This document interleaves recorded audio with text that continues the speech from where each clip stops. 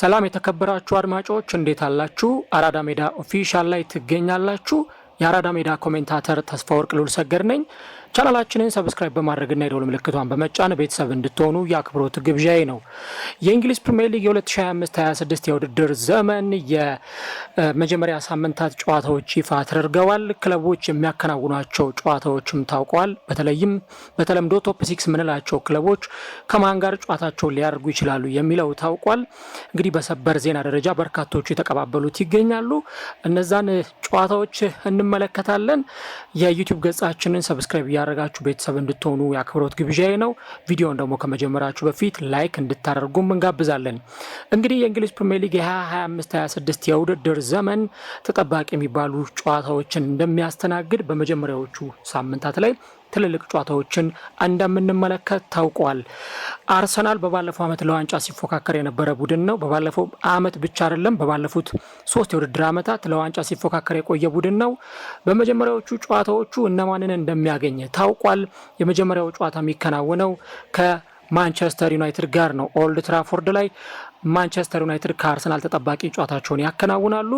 በተለይም አርሰናል በባለፈው ዓመት ማንቸስተር ዩናይትድን የገጠመባቸውን 2 ጨዋታዎች እናስታውሳለን። የመጀመሪያ ዙር ጨዋታው ላይ በጣም ተጠባቂ የሚባሉ የጨዋታ መርሃ ግብሮች አርሰናልን 2-0 አሸናፊ አድርገውት ነበር። አሁን ደግሞ እንደዚሁ መድፈኞቹ አርሰናሎች ኦልድ ትራፎርድ ላይ ጨዋታቸውን ባቻ ውጤት አጠናቀው ነበረ። ይህንኛው ጨዋታ ደግሞ እንደዚሁ በብዙሃኑ ዘንድ በጉጉት ይጠበቃል። ለመድፈኞቹ እንግዲህ በጣም ተጠባቂ የሚባሉ የጨዋታ መርሃ ግብሮች ናቸው የሚከናወኑት።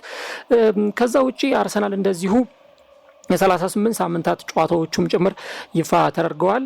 እነዚህን ደግሞ ጨዋታዎች ማግኘት ለምትፈልጉ የቴሌግራም ገጻችን አራዳ ሜዳ የሚለውን መጎብኘት ትችላላችሁ። አርሰናል የመጨረሻዎቹን ሳምንታት ጨዋታዎቹን ከብራይተን ከኤቨርተን እና እንዲሁ ደግሞ ከወልቭስ ጋር የሚያደርግ ይሆናል ማለት ነው። በአንጻሩ የአምናው ሻምፒዮን ሊቨርፑል ከቦርንመዝ ጋር የመጀመሪያ ሳምንት ጨዋታውን የሚያከናውን ይሆናል።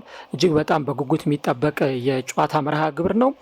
አርሰናል በጨዋታ መርሃ ግብሩ ላይ በተለይም ወሳኝ የሚባለውን የጨዋታ መርሃ ግብሩን ካከናወነና ካደረገ በኋላ ተከታታይ ደግሞ ጨዋታዎቹ ያን ያክል የሚያስቸግሩት ላይሆኑ ይችላሉ። ሊድስ ዩናይትድ ነው በቀጣይነት የሚመጣው። ከዛ በመቀጠል ግን የአምናውን ሻምፒዮን ሊቨርፑልና አርሰናል የሚገጥም ይሆናል። ከሊቨርፑል ጋር የሚያከናውነው ጨዋታ በጣም ከባድ ነው። ከዛ በመቀጠል ከኖቲንግሃም ፎረስት፣ ከማንቸስተር ሲቲ እና ከኒውካስል ዩናይትድ ጋር አርሰናል ተጠባቂ ጨዋታውን የሚያከናውን ይሆናል። እጅግ በጣም በጉት የሚጠበቁ ጨዋታዎች ናቸው። ከዛ ውጪ ሊቨርፑል በመጀመሪያ ሳምንት ጨዋታው ቦርንመዝን የሚገጥም ይሆናል። ይሄ ከቦርንመዝ ጋር የሚደረገው ጨዋታ አርብ ዕለት የእንግሊዝ ፕሪሚየር ሊግ የመክፈቻ ጨዋታ ሆኖ የሚከናወን ጨዋታ ነው የሚሆነው። ከዛም ባሻገር በሶስተኛው ሳምንት ከዋንጫ ተፎካካሪው አርሰናል ጋር ጨዋታውን ያከናውናል ሊቨርፑል። በአንፊልድ የሚደረግ ጨዋታ ነው። ይሄ ጨዋታ እንደዚሁ እጅግ በጣም በጉት የሚጠበቅ የጨዋታ መርሃ ግብር ነው። ከዛ ውጪ ቼልሲ እንደዚሁ የሚያከናውናቸውን ጨዋታዎች ስንመለከት ከክሪስታል ፓላስ ጋር የመጀመሪያ ጨዋታውን በስታንፎርድ ብሪጅ ያከናውናል። ከዌስትሃም ዩናይትድ ከፉልሃም እንደዚሁ ተከታታይ ጨዋታዎቹን ካከናወነ በኋላ ከዛም በመቀጠል ብሬንትፎርድን እና ማንቸስተር ዩናይትድን ነው በተከታታይ የሚገጥመው። እንዲሁም ደግሞ በ6ኛው ሳምንት ከብራይተን፣ በ7ኛው ሳምንት ደግሞ ከሊቨርፑል ጋር ተጠባቂ ጨዋታዎቻቸውን የሚያከናውን ይሆናል። እነዚህ ጨዋታዎችም በጉጉት የሚጠበቁ የጨዋታ መርሃ ግብሮች ናቸው። ከዛም ባሻገር የማንቸስተር ዩናይትድን ጨዋታ ቀደም ሲል ለማንሳት ሞክሬ ነበር። በመጀመሪያ ሳምንት ጨዋታ ማንቸስተር ዩናይትድ ከአርሰናል ጋር ጨዋታውን የሚያከናውን ነው የሚሆነው። ለሩበን አሞሪም በተለይ የመጀመሪያዎቹ ጨዋታዎች በጣም ፈታኝ ይመስላሉ። ከዛም በመቀጠል ከፉልሃም ጋር ጨዋታውን ያከናውናል ከሜዳ ውጪ በክራቫን ኮቴጅ። ከዛ ደግሞ እንደዚሁ ከአዲስ አዳጊው በርንሌይ ጋር ዩናይትድ ከተጫወተ በኋላ ከማንቸስተር ሲቲ ጋር ከሜዳ ውጪ እንዲሁም ደግሞ ከቼልሲ ጋር በሜዳው ኦልድ ትራፎርድ ጨዋታውን ያከናውናል። ብሬንትፎርድ፣ ሰንደርላንድ እና ሊቨርፑል ደግሞ እንደዚሁ የዚህ ቡድን ቀጣይ ተጋጣሚዎች ናቸው የሚሆኑት። ጨዋታዎቹ እጅግ በጣም ከበድ ያሉ ይመስላሉ። ከዛ ውጪ በመጀመሪያው ሳምንት የሚደረጉትን ጨዋታዎች ስንመለከት በመጀመሪያው ሳምንት ላይ እንግዲህ አሪፍ ጨዋታዎችን የምንመለከትባቸው ሰፋፊ ድሎች ይኖራሉ። አርብ ዕለት ሊቨርፑል ከቦርንመዝ ጨዋታውን ያከናውናል። ቅዳሜ ዕለት አስተን ቪላ ከኒውካስል ዩናይትድ፣ ብራይተን ከፉልሃም፣ ኖቲንግሃም ፎረስት ከብሬንትፎርድ፣ ሰንደርላንድ ከዌስትሃም እንዲሁም ቶተንሃም ስፐርስ ከበርንሌይ እና ወልቭስ ከማንቸስተር ሲቲ ጋር ጨዋታቸውን ሲያከናውኑ ቅዳሜ ዕለት ቼልሲ ከክሪስታል ፓላስ እና ተጠባቂው የማንቸስተር ዩናይትድ እና የአርሰናል ጨዋታ የሚከናወን ይሆናል። እንዲሁም ደግሞ እሁድ ዕለት ሰኞ ዕለት አንድ ጨዋታ ነው የሚደረገው። አዲስ አዳጊው ሊድስ ዩናይትድ ከኤቨርተን ጋር ጨዋታውን የሚያከናውን ነው የሚሆነው። እነዚህ ጨዋታዎች እንግዲህ እጅግ በጉት የሚጠበቁ የጨዋታ መርሃ ግብሮች ናቸው የሚሆኑት። የእንግሊዝ ፕሪሚየር ሊግ እንግዲህ የመጀመሪያው ሳምንት ጨዋታ ኦገስት 15፣ 16፣ 17 እና 18 ከአርብ ጀምሮ እስከ ሰኞ ድረስ ባሉት ቀናት የሚከናወን ይሆናል። ጨዋታዎቹ እጅግ በጉጉት የሚጠበቁ መርሃ ግብሮች ናቸው። ከዚህም ባሻገር ደግሞ በእንግሊዝ ፕሪሚየር ሊግ ከ200 በላይ ጨዋታዎች በስካይ ስፖርት በቀጥታ ስርጭት እንደሚተላለፉ የብሮድካስት ተቋሙ አስታውቋል። ከ80% የሚሆኑት ጨዋታዎች በላይ እንግዲህ በቴሌቪዥን በቀጥታ ስርጭት የሚተላለፉ ይሆናል። ከዛም ባሻገር ደግሞ እንደዚሁ ስካይ ስፖርት እንዳስታወቀው ከሆነ ይህ የቀጥታ ስርጭት ፕሮግራም እንዳለ ሆኖ በ33 ሳምንታት ነው የእንግሊዝ ፕሪሚየር ሊግ ጨዋታዎች የሚጠናቀቁት። ሲዝኑ ደግሞ ግንቦት 24 ፍጻሜውን የሚያገኝ ነው የሚሆነው። እንግዲህ በሚቀጥለው ዓመት በርካታ ውድድሮች ይኖራሉ። በተለይም የአፍሪካ ዋንጫ በሲዝኑ ግማሽ ላይ ይደረጋል።